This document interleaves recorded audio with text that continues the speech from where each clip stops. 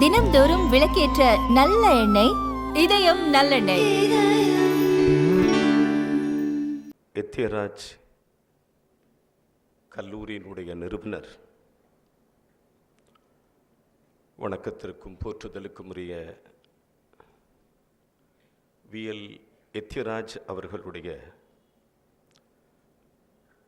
78வது நிறுவனர் தின விழாவிலே கலந்து கொள்வதிலே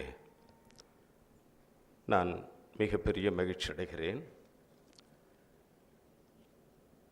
இந்த விழாவில் கலந்து கொண்டு சிறப்பு செய்திருக்கிற எத்தியராஜ் காலேஜினுடைய ட்ரஸ்ட், என் அன்பிற்குரிய சேர்மன் திரு VM முரளிதரன் சார் அவர்களே,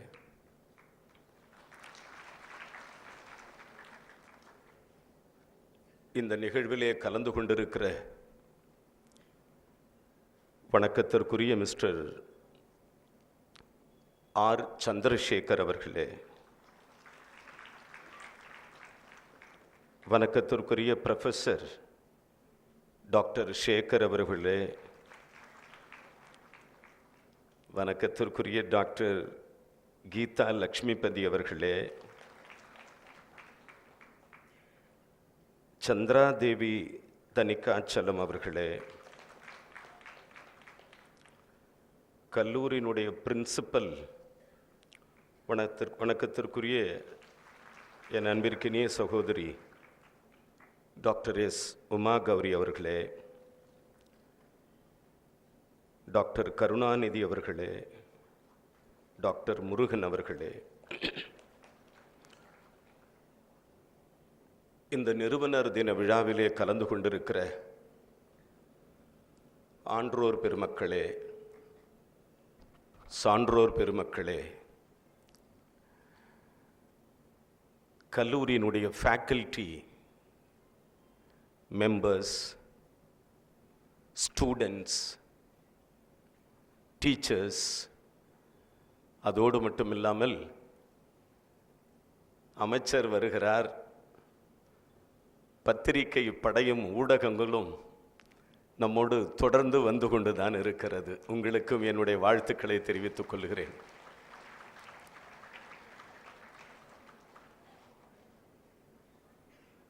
நண்பர்களே, எத்தியராஜ் கல்லூரியிலே வாய்ப்பு கிடைப்பது என்பது ஒரு அபூர்வம். அந்த அபூர்வமான வாய்ப்புக்காக ஏங்கி ஏங்கி ஏங்கி கிடந்தவன் தான் இந்த மேடையிலே இன்று நான் நின்று கொண்டிருக்கிறேன்.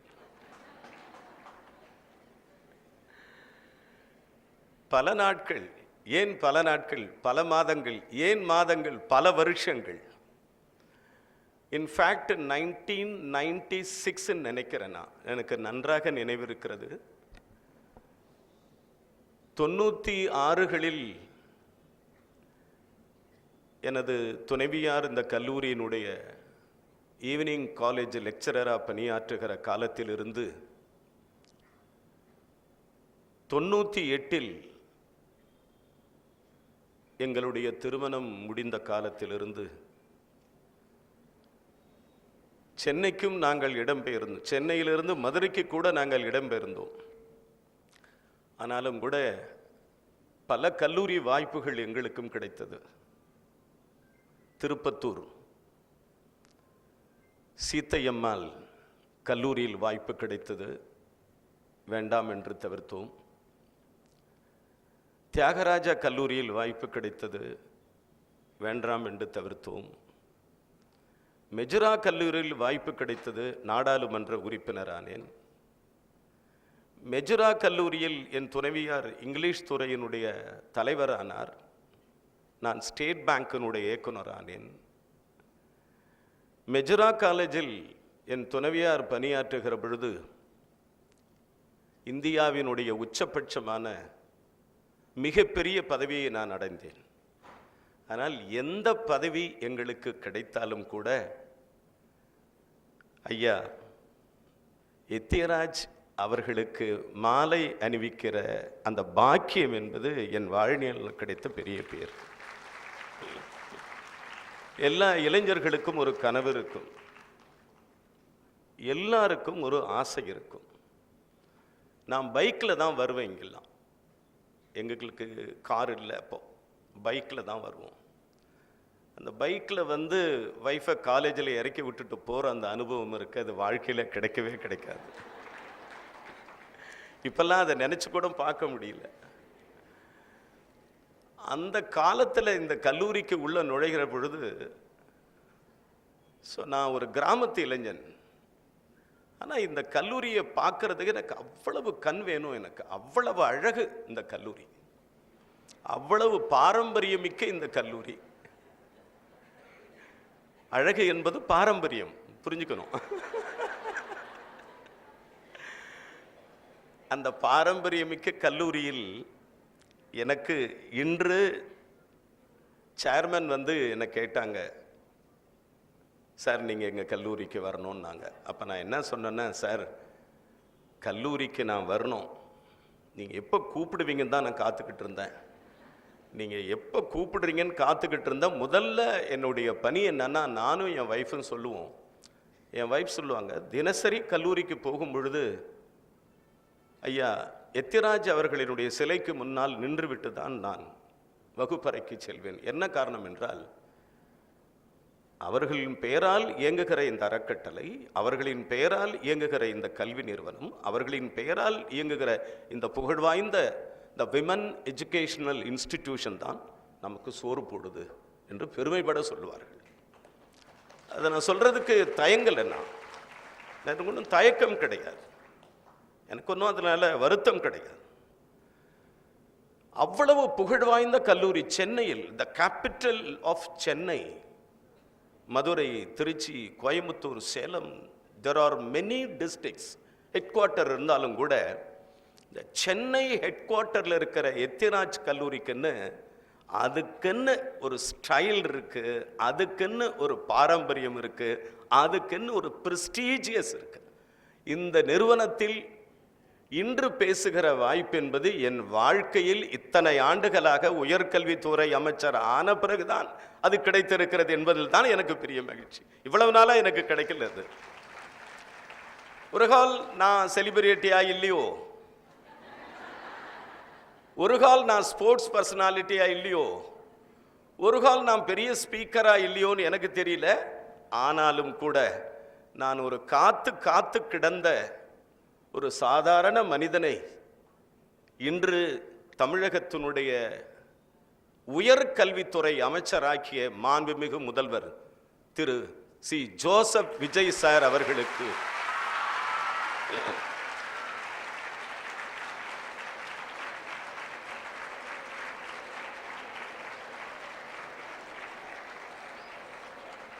என் நெஞ்சார்ந்த நன்றியை நான் தெரிவித்துக் கொள்கிறேன். 10:30க்கு எனக்கு சிஎமோட ஒரு மீட்டிங் இருக்கு இன்னைக்கு. நான் கண்டிப்பா அந்த மீட்டிங்கில் நான் சொல்லுவேன், சார் இன்னைக்கு நான் எத்திராஜ் காலேஜ் போயிருந்தேன், அந்த காலேஜில் உங்க பேரை சொன்னது தான் சார் மிச்சம். இன்னைக்கு அவ்வளவு ஆரவாரம் எனக்கு இருந்தது அப்படின்னு சொல்லி நான் பெருமையா சொல்லுவேன். ஸோ மை டியர் ஃப்ரெண்ட்ஸ், உங்களோடு நான் இருக்கிற நேரம் மிக முக்கியமான நேரங்கள் என்று நான் கருதுகிறேன். லக்ஷ்மண சுவாமி அவர்களினுடைய மகன் விஎல் எத்திராஜ் அவர்கள். லக்ஷ்மண சுவாமி ஐயா வந்து ஃபேமிலி வந்து ஒன்றும் பெரிய பார்ன் அண்ட் பிராட் ஒரு பெரிய குடும்பம் இல்லை, ஒரு சாதாரண குடும்பம் தான். வாழ்க்கையை அங்கிருந்து தான் துவங்கி இருக்கிறார்கள். துவங்கிய பிறகு தன்னுடைய மகன் எத்திராஜ் பிறந்த பிறகுதான் பெற்றோர்கள் சொல்லுகிறார்கள், என் மகன் பிறந்த பிறகுதான் எங்கள் வாழ்க்கையே துவங்குகிறது, எங்கள் குடும்பமே பிரகாசிக்கிறது என்று தன் தாய் பெருமைப்பட சொல்லுகிறார்கள். அவர்களுடைய புத்தகம் என் கைக்கு வந்தது நேற்று. அந்த புத்தகத்தை நான் படித்தேன். ஒரு மனிதன் பிறப்பால் உயர்கிறான், ஒரு பிறப்பால் புகழ் பெறுகிறார், தோன்றி புகழோடு தோன்றுக அகுதிலார் நன்று என்று சொல்லுகிறார்கள். ஆக புகழ் என்பது தோன்றுகிற பொழுது புகழோடு தான் தோன்ற வேண்டும். சிலர் அந்த வாய்ப்பை இழந்து விடுகிறார்கள், கிடைக்கிற வாய்ப்பையும் இழந்து விடுகிறார்கள். ஆனால் ஐயா எத்தியராஜ் அவர்கள் ஆரம்பிக்கிற பொழுதே தன் வாழ்க்கையை பிரகாசமாக தோன்றுகிறார்கள். இங்கிலாந்தில் பட்டப்படிப்புக்கு செல்லுகிறார், பட்டம் படிக்கிறார், தாயகம் திரும்புகிறார். தன் ஈட்டிய முழு பொருளையும் செல்வத்தையும் ஒரு சென்னையில் ஒரு பெண்கள் கல்லூரி அமைக்க வேண்டும் என்கிற ஒரு ஆர்வம் இருக்கிறது, ஒரு எண்ணம் இருக்கிறது. இது எல்லோருக்கும் இருக்குமா? இது எல்லோருக்கும் வருமா? இன்ஜினியரிங் கல்லூரி ஆரம்பித்தால் அதில் என்ன லாபம் கணக்கு என்று பார்க்கிற ஒரு சமூகம் இருக்கிறது.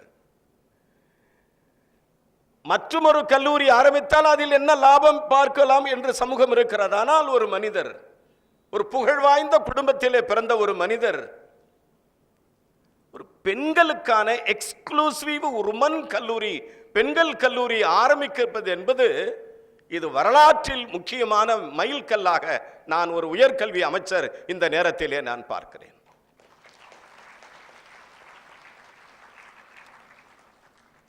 ஆல்மோஸ்ட் 78 ஆண்டுகள், 1948 இண்டிபெண்டன்ஸ் கிடைச்ச பின்னாடி 1947 இண்டிபெண்டன்ஸ், 1948 இந்த கல்லூரி ஆரம்பிக்கப்பட்டது. ஆரம்பிக்கப்பட்டு ஏறத்தாழ 78 ஆண்டுகள் கடந்திருந்தாலும் இன்று 8000க்கு மேற்பட்ட மாணவர்கள் படிக்கிறார்கள். 8000ற்கு மேற்பட்ட மாணவர்கள் படிக்கிறார்கள். The teaching faculty மாத்திரம் ஏறத்தாழ 380 தாண்டி இருக்கிற ஒரு புகழ் வாய்ந்த நிறுவனம். NAC 5 ஸ்டார் ஸ்டேட்டஸ் கிடைத்திருக்கிற மிகப்பெரிய கல்லூரி. அப்படி இந்த புகழ் வாய்ந்த கல்லூரியில் பல தலைவர்கள், பல அரசியல் தலைவர்கள் வருகை தந்திருக்கிறார்கள். குறிப்பாக தமிழகத்தினுடைய முதலமைச்சர் திரு பக்தவச்சலம் அவர்கள் இந்த கல்லூரியினுடைய சிறப்பு புகழ் வாய்ந்த நிறுவனத்திலே பங்கு பெற்றிருக்கிறார், கல்லூரிக்கு வருகை தந்திருக்கிறார். முதலமைச்சர் பக்தவச்சலம் அவர்கள் கல்லூரிக்கு வருகை தருகிற பொழுது அவர் சொல்லுகிறார், ஒரு மனிதன் எப்படி வாழ வேண்டும், ஒரு மனிதன் எந்த வாழ்க்கை முறையை கற்றுக்கொள்ள வேண்டும், அந்த வாழ்க்கை முறையினுடைய அந்த மனிதனின் தத்துவம் எப்படி இருக்கிறது என்பதை நான் எத்தியராஜ் அவர்களை பார்த்து கற்றுக்கொண்டேன் என்று மாண்புமிகு முன்னாள் முதலமைச்சர் சொல்லியிருக்கிறார்கள். அதற்கு பிறகு பல பேரும் வந்திருக்கிறார்கள். பக்தவச்சலம் அவர்கள் மிகப்பெரிய பாராட்டை செய்திருக்கிறார். இந்த கல்லூரிக்கு புகழ்வாய்ந்த நிறுவனத்திற்கு மாண்புமிகு முன்னாள் முதலமைச்சர் பக்தவச்சலம் அவர்கள் ஒரு கிஃப்டை கொடுத்திருக்கிறார். இந்த கல்லூரியினுடைய புகழை பற்றி, கல்லூரியினுடைய நிறுவனரை பற்றி. அதே போன்று இந்த கல்லூரியிலே ஆர்வி வெங்கட்ராமன் வருகை தந்திருக்கிறார். R V Venkatraman he was a state minister.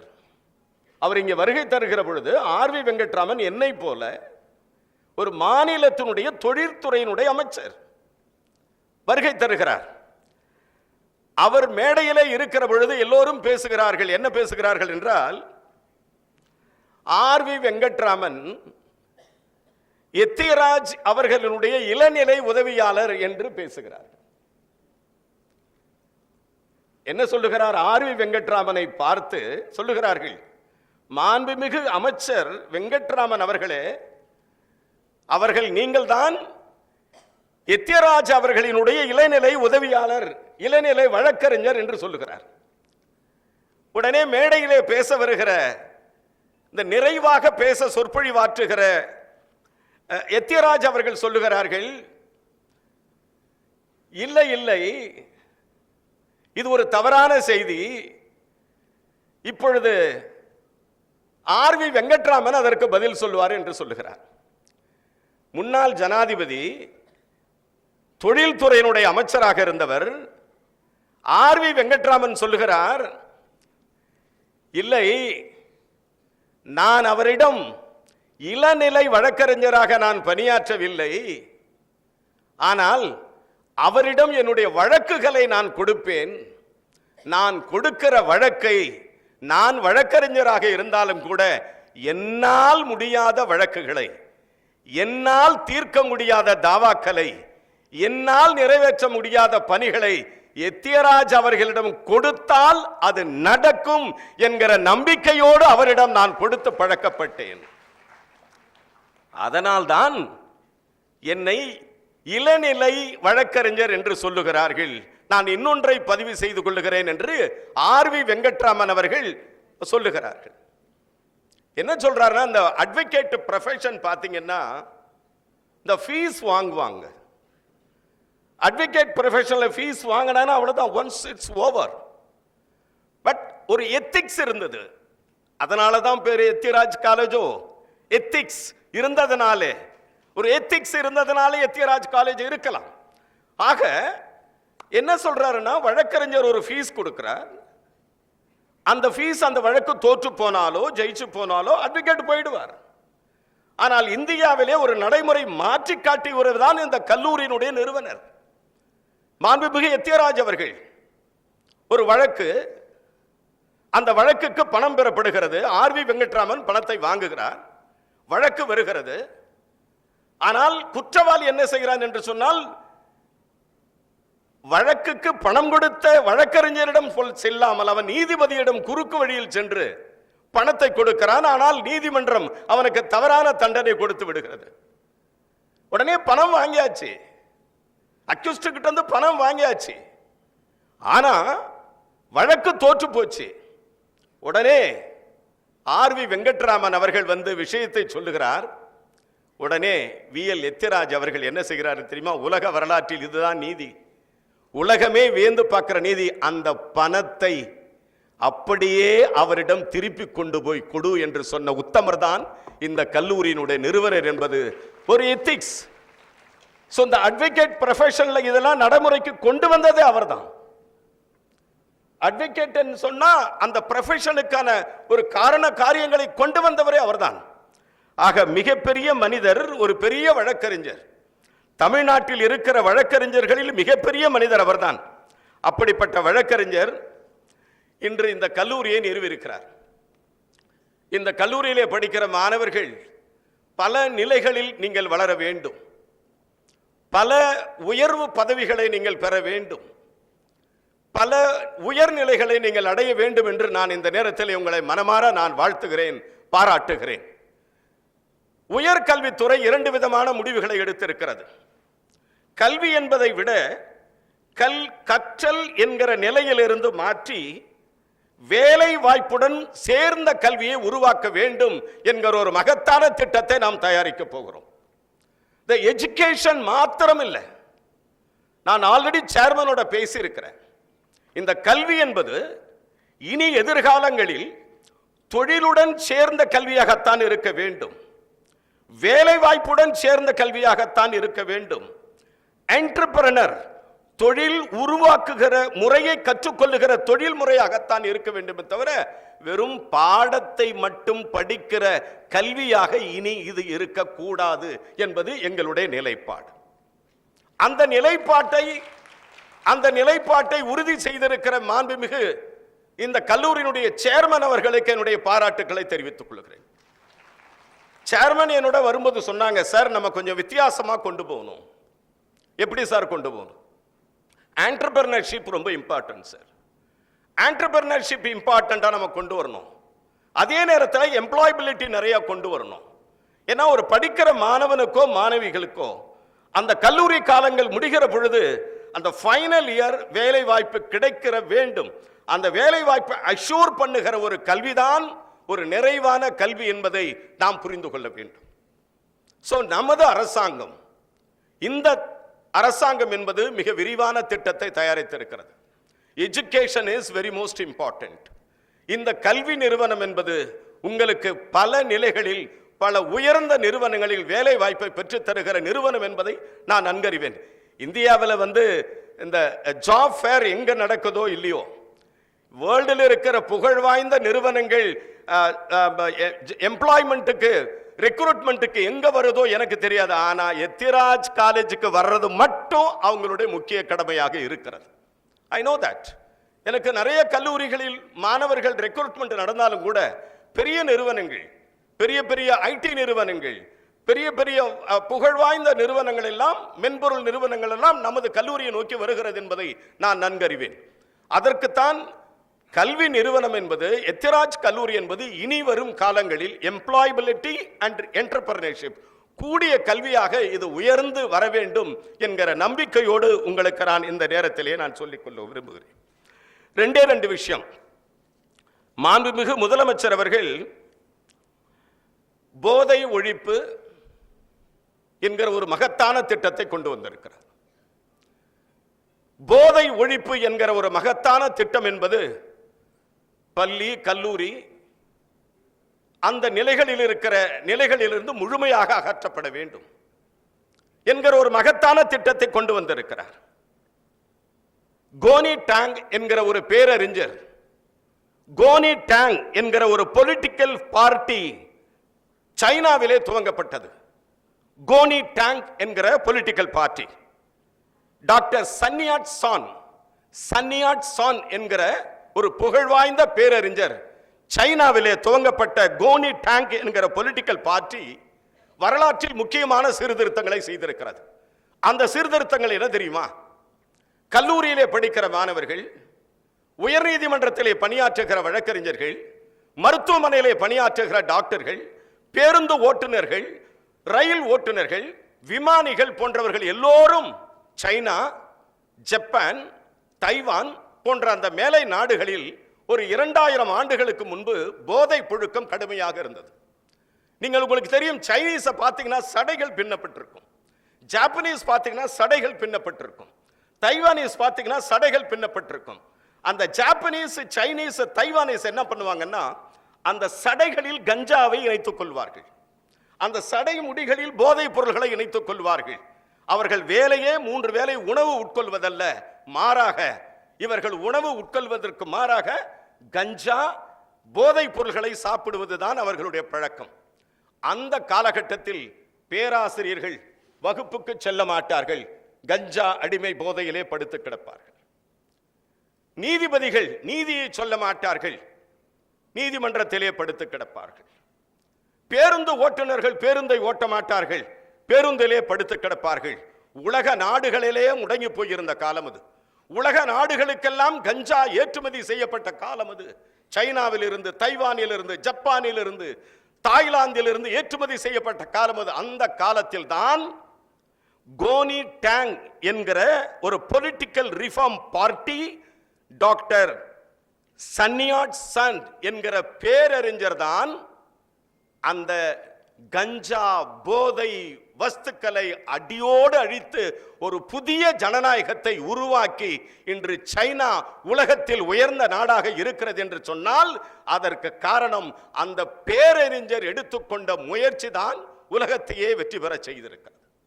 அதைத்தான் இன்று தமிழக முதலமைச்சர் மாண்புமிகு திரு சி. ஜோசப் விஜய் அவர்கள் செய்திருக்கிறார்கள். அவர்கள் தான் செய்திருக்கிறார்கள். எந்த சூழ்நிலையிலும் எங்கேயும் சரி கஞ்சா, அபின், போதை வஸ்துக்கள் இருக்கக்கூடாது என்பதற்காக உருவாக்கப்பட்ட படைதான் சிங்கப்படை. சிங்கப்பெண் படை உருவாக்கப்பட்டது. அந்த சிங்கப்பெண் படை யாருக்காக உருவாக்கப்பட்டது? உங்களுக்காக.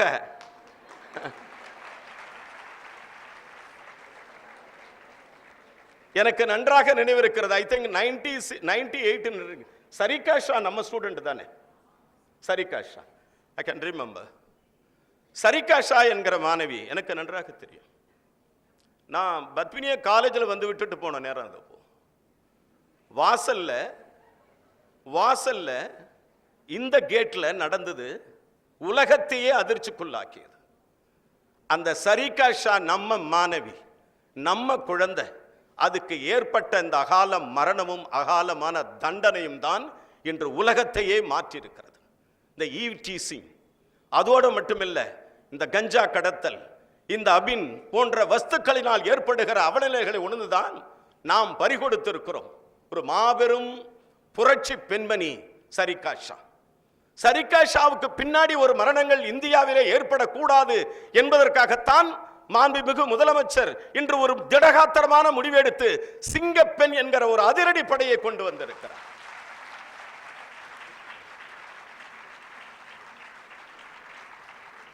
சிங்கப்பெண் என்று சொன்ன உடனே எனக்கு வேலு நாச்சியார் ஞாபகம் தான் வருகிறது. சிவகங்கை சாம்ராஜ்யம், சிவகங்கை சமஸ்தானத்தை ஆண்ட வீர பெண்மணி வேலு நாச்சியார் எனக்கு நன்றாக நினைவு வருகிறது.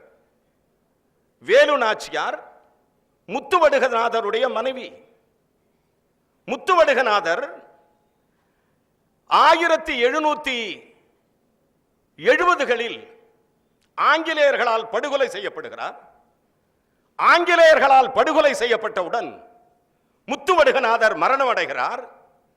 ஆங்கிலேயர்கள் சேர்ந்து வேலுநாச்சியாருடைய கணவர் முத்துவடுகநாதரை படுகொலை செய்கிறார்கள். உடனே வேலுநாச்சியார் முடிவெடுக்கிறார், என் கணவரை படுகொலை செய்தவர்கள், எங்கள் சாம்ராஜ்யத்தை வளைத்துக் கொண்டவர்கள், எங்கள் நாட்டை பிடித்தவர்கள், ஆங்கிலேயர்களை நான் ஒருபோதும் விட்டுவிட மாட்டேன் என்று சொன்னவர்தான் வேலு நாச்சியார், நமது வீர பெண்மணி, நமது வீர மங்கை. அந்த வேலு நாச்சியார் அவர்கள் 8 ஆண்டுகள், 1 ஆண்டுகள் அல்ல 2 ஆண்டுகள், 8 ஆண்டுகள் தலைமறைவு வாழ்க்கை. 8 ஆண்டுகள் தலைமறைவு வாழ்க்கை. தன் மகள் வெள்ளச்சியை கையில் பிடித்துக் கொண்டு திண்டுக்கல்லிலே தலைமறைவாராக இருந்து 8 ஆண்டுகள் கழித்து மீண்டும் வருகிறார். வருகிற பொழுது அரண்மனையிலே இருக்கிற காவலர்கள் கேட்கிறார்கள், ஒரு ரகசிய திட்டம் தீட்டப்படுகிறது. அந்த ரகசிய திட்டம் தீட்டப்படுகிற பொழுது அமைச்சர்கள் மத்தியில் பேசுகிறார், நாம் எப்படி அரசாங்கத்தை பிடிப்பது, மீண்டும் எப்படி நமது தாய்நாட்டை கைப்பற்றுவது, எதிரிகளுடன் நம்ம தேசத்தை எப்படி கைப்பற்றுவது என்று நினைக்கிற பொழுதுதான் ஒருவர் சொல்லுகிறார், பிரிட்டிஷர்ஸுடைய வெடிக்கிடங்கு இருக்கிறது, அவர்களுடைய தளவாட ஆயுதங்கள் எல்லாம் ஒரு இடத்தில் இருக்கிறது, ஒட்டுமொத்த தளவாடங்களிலும் ஒரு இடத்தில் இருக்கிறது, அதை அழித்து விட்டாலே பிரிட்டிஷர்களை நாம் அழித்து விடலாம் என்று சொல்லுகிறார். அதை அழிப்பது எப்படி, அவர்களுடைய அந்த வெடிமருந்து கிடங்கை நெருங்குவது எப்படி? அப்பொழுதுதான் நான் தயார், அந்த வெடிமருந்து கிடங்கை நான் மனித பாமாக உள்ளே சென்று நான் அதை உடைத்து நொறுக்குகிறேன் என்று சொன்ன வீர பெண்மணி குயிலி ஒரு தமிழ்நாட்டை சேர்ந்த ஒரு பெண் என்பதை அனைவருக்கும் தெரியும். குயிலி ஒரு சாதாரண பெண் அல்ல, குயிலி ஒரு சாதாரண குடும்பத்தை சேர்ந்த பெண். ஆனால் அந்த குயிலிக்கு ஏற்பட்டிருக்கிற வேட்கை, அந்த குயிலிக்கு ஏற்பட்டிருக்கிற தியாக உணர்வு, அந்த குயிலிக்கு ஏற்பட்டிருக்கிற வேட்கை உணர்வு, அந்த குயிலிக்கு ஏற்பட்டிருக்கிற தேசப்பற்று, அந்த குயிலிக்கு ஏற்பட்டிருக்கிற தேச ஒற்றுமை மீது இருக்கிற நன்மதிப்பு தான் சொல்லுகிறது, நான் போகிறேன், அந்த வெடிமருந்து கிடங்கை நான் மனித வெடிகுண்டாக பயன்படுத்துகிறேன் என்று சொல்லுகிறார். வேலு நாச்சியார் சொல்லுகிறார், சரி போ. காரணம், தன் கணவரை படுகொலை செய்து, தன் கணவரை படுகொலை செய்தால் சங்க காலத்தில் நிலையனை தெரியுமா, உடன்கட்டை ஏறுவார்கள், அப்படித்தானே? சங்க காலத்தில் கணவர் இறந்தால் உடன்கட்டை ஏற வேண்டும். இல்லை என்று சொன்னால் நம்ம தமிழர்கள் மரபுப்படி பூவை எடுக்கணும், பொட்டை எடுக்கணும், வளையல உடைக்கணும், இந்த கருமாந்திரம் எல்லாம் உண்டு இந்த நாட்டில். ஆனால் தமிழ்நாட்டில் இந்த காலத்திலே அந்த தலைவி, அந்த பெண் வீர மங்கை வேலு நாச்சியார் அவர்கள் மிகப்பெரிய திட்டம் தீட்டுகிறார். அந்த திட்டத்தின் அடிப்படையிலே தான் குயிலி அவர்கள் வெடிமருந்து கிரங்குக்குள்ளே போகிறாள். அந்த சூசைட் பாம் வெடிக்கப்படுகிறது, ஒட்டுமொத்த வெடி மருந்து கிடங்கும் எரிந்து நாசமாகிறது. உடனே வீரமங்கை வேலு நாச்சியார் போர் தொடுக்கிறார். பிரிட்டிஷ் படை கீழே விழுகிறது. கிட்டத்தட்ட 8 ஆண்டுகள் தலைமறைவு வாழ்க்கை நடத்திய ஐதர் அலி கர்நாடகத்திலிருந்து கொண்டு வரப்பட்ட சேனைகள் படைகளின் உதவியோடு பிரிட்டிஷர்ஸை வீழ்த்தினார் என்கிற ஒரு வரலாற்று சின்னம், ஒரு வரலாற்று கதை நம் முன்னால் வருகிறது. எதற்கு இதை நான் சொல்லுகிறேன் என்று சொன்னால், ஒரு முதலமைச்சர் எந்த அளவுக்கு யோசிக்கிறார் என்பதற்கு சொல்லுகிறேன். சிங்கப்பெண் என்பது வீரமங்கை வேலு நாச்சியாரினுடைய நினைவாக, வேலு நாச்சியாரை போற்றுதலின் உறவாகத்தான் பெண்கள் நிமிர்ந்து நிற்க வேண்டும், பெண்கள் சிங்கமாக இருக்க வேண்டும். காட்டுக்குள் சிங்கம் தனியாகத்தான் உலவும். ஆனால் சிங்கத்தை யாரும் தொட்டு கூட பார்க்க முடியாது, அதுதான் பெண்கள். சிங்கத்தை தொட்டு பார்க்க முடியாது, அதுதான் பெண்கள். பெண்கள் என்பவர்கள் சக்தி வாய்ந்தவர்கள். the power in the wisdom, உலகத்திலே இல்லாத பவர் பெண்களுக்கு மட்டும்தான் இருக்கிறது என்பதை மனிதர்கள் உணர்ந்து கொண்டார்களே, இந்த சமூகம் சுமூகமாக இருக்கும், பிரச்சனைகள் இல்லாமல் இருக்கும். ஆனால் அதை மனித சமூகம் உணர்வது அல்ல. ஆணுக்கு அதிகமான சக்தியும் பெண்ணுக்கு ஏதோ குறைவான சக்தியும், ஆணை விட பெண்ணை விட ஆண் அதிகம் என்கிற உணர்வும் இருக்கிற காரணத்தினால் தான் ஆதிக்க சமுதாயம் இருக்கிறது. அந்த ஆதிக்க சமுதாயத்தை அறவே வேறெடுக்க வேண்டும். ஆணும் பெண்ணும் சமம் என்கிற பொழுதுதான் இந்திய பொருளாதாரமே உயர்ந்து நிற்கிறது. இந்திய பொருளாதாரமே உயர்ந்து நிற்கிறது. உலக நாடு இந்தியாவை எப்பொழுது திரும்பி பார்க்கிறது தெரியுமா? என் அன்பிற்குரிய மாணவ செல்வங்களே, இந்திய நாட்டை உலக நாடுகள் எப்பொழுது திரும்பி பார்க்கிறது தெரியுமா? 1991 பேராசிரியர் முகமது யூனஸ் வங்க தேசத்தில் இருக்கிற ஒரு பேராசிரியர் தன்னால் ஆரம்பிக்கப்பட்ட கிராமியன் வங்கி என்கிற ஒரு திட்டத்தை தொடங்கினார். அந்த திட்டத்தின் மூலம் கிராமப்புறத்து மக்களுக்கு சிறு வணிக கடன்களை கொடுக்க ஆரம்பித்தார். பெண்கள் கடனை பெற்றார்கள், கடனை திருப்பி செலுத்தினார்கள். ஒரு விஷயம் தெரியுமா? ஆண்களுக்கும் கடன் கொடுங்க, பெண்களுக்கும் கடன் கொடுங்க, கடனை திருப்பி ஒழுங்கா கட்டுறவங்க யார் தெரியுமா? பெண்கள் தான் ஒழுங்கா கடனை கட்டுவாங்க. அது ஒரு ஃபேக்டர் இருக்கு. I'm not going details. அது ஒரு சர்ச்சை கிடையாதுங்க பத்திரிக்காரங்க. ஸோ இதுக்கு நான் சொல்றேன்னா, பெண்கள் அவ்வளோ பெர்ஃபெக்ஷன்ஸ். பேராசிரியர் முகமது யூனஸ் ஆரம்பிக்கப்பட்ட அந்த கிராமின் வங்கி தான் இன்று இந்தியாவிலே கிராமப்புற பொருளாதார மேம்பாட்டுக்கான சுழல் நிதி என்பதை பேராசிரியர் டாக்டர் மன்மோகன் சிங் அவர்கள் காலத்திலே உருவாக்கப்பட்டது. என்னைக்கு இந்தியாவிலே சுழல் நிதி குழுக்கள் உருவாக்கப்பட்டதோ அன்னைக்கே இந்தியா மேன்மை பெற்ற நாடாக வளர்ந்தது. அதற்கு என்ன காரணம் என்றால், பெண்கள் சம்பாதிக்கிறார்கள், தானே சம்பாதிக்கிறார்கள், தன் சொந்த காலிலே நிற்கிறார்கள், வருமானத்தை ஈட்டுகிறார்கள், கணவரை யோசிப்பதில்லை, பெற்றோர்களை நிந்திப்பதில்லை, உறவினர்களை எதிர்பார்ப்பதில்லை, தன் சொந்த காலில் தானே நின்று தான் ஒரு சக்தியாக உணர்ந்து நிற்கிற காரணத்தினாலே பெண்கள் இன்று இந்தியாவினுடைய மிகப்பெரிய ஆளுமைகளாக உயர்ந்திருக்கிறார்கள்.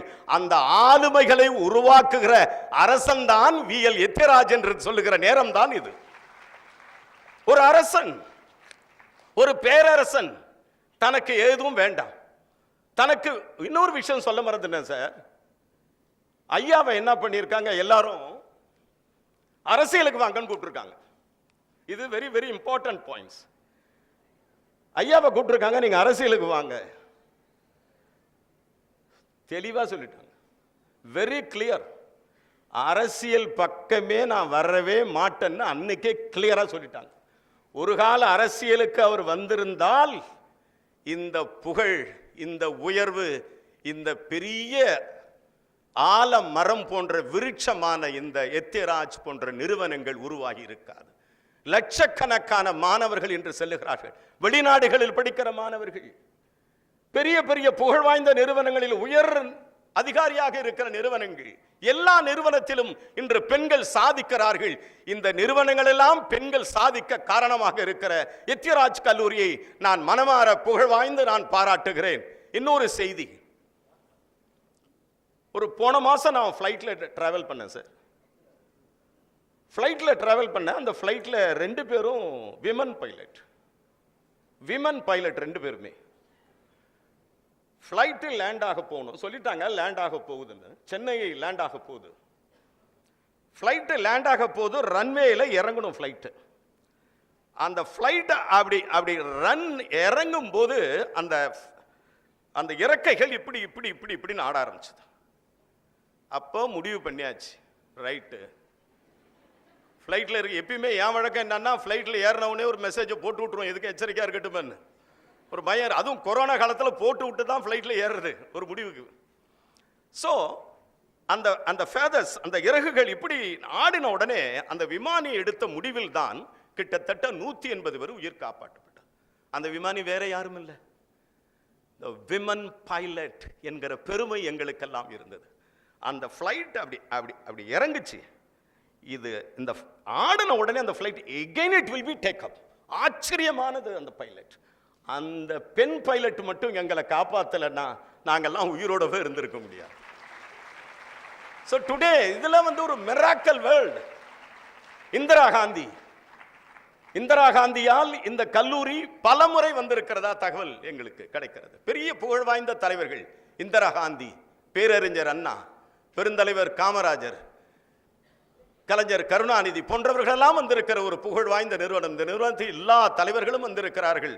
அதே நிறுவனத்தில், இந்த புகழ் வாய்ந்த கல்வி நிறுவனத்தில் நானும் கலந்து கொண்டுவதிலே நான் மகிழ்ச்சி அடைகிறேன். என் அன்பிற்குரிய மாணவர்களே, மாணவ செல்வங்களே, உங்களுக்கு என்னுடைய வாழ்த்துக்கள். மாண்புமிகு முதலமைச்சர் அவர்கள் ஒரு விரிவான திட்டம் ஒன்றை அறிவித்திருக்கிறார். மாணவர் கல்வி கடன். மாணவர்களுக்கு கல்வி கடன் வழங்குகிற திட்டத்தை நேற்று பத்திரிகையாளர்கள் மத்தியிலே நான் பேசியிருக்கிறேன். கடந்த ஆண்டு 1,02,000 மாணவர்களுக்கு கல்வி கடன் கிடைத்திருக்கிறது.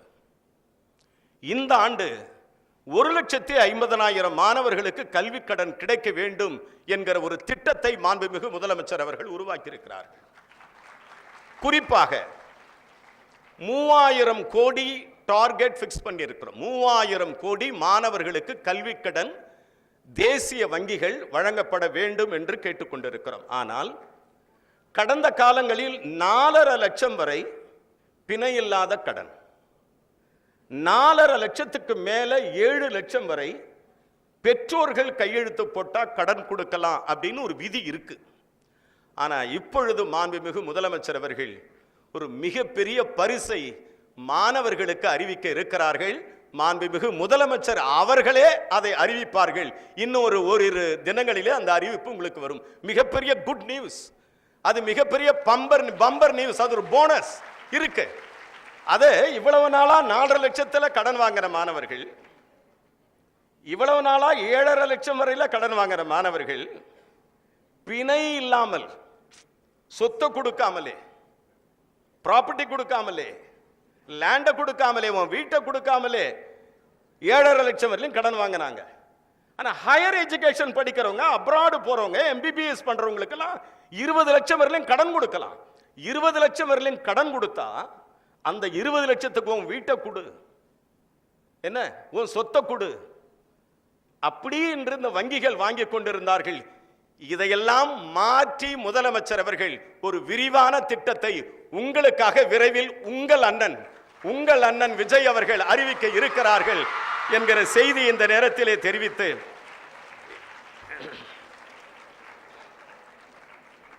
எனக்கு மிஸ்டர் முரளிதரன் சாரை எனக்கு ரொம்ப பிடிக்குங்க. இன்னைக்கு நேத்து இல்லை, நான் கிட்டத்தட்ட அவரோட எனக்கு ஒரு 15-16 வருஷம் ஒரு நெருங்கிய அசோசியேஷன் உண்டு.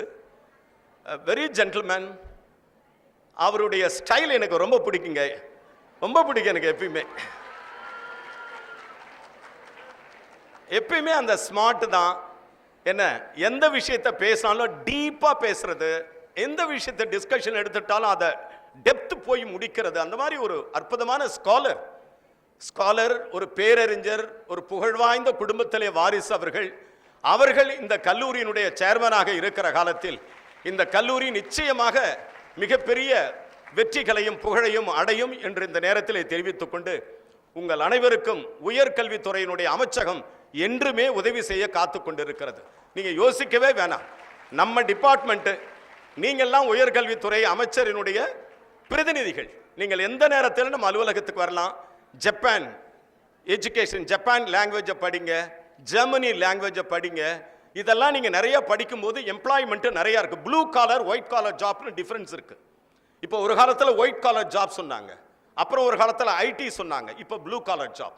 ப்ளூ காலர் ஜாப் என்னன்னு சொன்னா, BA படிச்சாலே போதும், BSc படிச்சாலே போதும், பிகாம் படிச்சாலே போதும், BCA படிச்சாலே போதும். நீங்க இதுக்காக பிகாம் படிக்கணும் அப்படின்ற ஒரு அவசியம் கிடையாது. பிகாம், BA, BSc இந்த UG படிச்சுட்டு நீங்க ஒரு 1 year, ஒரு 6 மாசம் ஜாப்பனீஸ் லாங்குவேஜ் N5, N4 ரெண்டையும் 6 மாசம் ஒரு வருஷத்துல முடிச்சுட்டா தமிழ்நாட்டில் கிடைக்கிற, இந்தியாவில் கிடைக்கிற 1 லட்சம் ரூபாய், ஜப்பான்ல உங்களுக்கு 3 லட்சம் ரூபாய் சம்பளம் கிடைக்கும். ஸோ அதனால உலக நாடுகள் எல்லாம் தமிழ்நாட்டு மக்களை கைத்தட்டி வரவேற்கிறது. அவ்வளவு பொட்டன்ஷியல் யூத் வேர்ல்டுலேயே எங்க இருக்கிறாங்கன்னா இந்தியாவில் தான் இருக்கிறாங்க. அந்த பொட்டன்ஷியல் யூத் அதிகமா எங்க இருக்கிறாங்கன்னா தமிழ்நாட்டில் தான் இருக்கிறாங்க. அதனால தான் உலகத்தில் இருக்கிற புகழ்வாய்ந்த நிறுவனங்கள் எல்லாம் நம்ம நோக்கி வந்துகிட்டு இருக்காங்க. So I request you my dear young students, நிறைய அதர் லாங்குவேஜஸ் படிங்க. ஆனா ஆப்ஷன் தான், ஜாப்பனீஸ் படிங்க, அடுத்து ஜெர்மனி படிங்க, இங்கிலீஷ் படிக்கிறோம், தமிழ் படிக்கிறோம். இருமொழி கொள்கையிலிருந்து நம்ம என்றும் மாற மாட்டோம் என்று சொல்லி இந்த நேரத்திலே எனக்கு வாய்ப்பு கொடுத்த உங்களுக்கு நன்றி தெரிவித்து விடைபெற்றுக் கொள்கிறேன். நன்றி, வணக்கம்.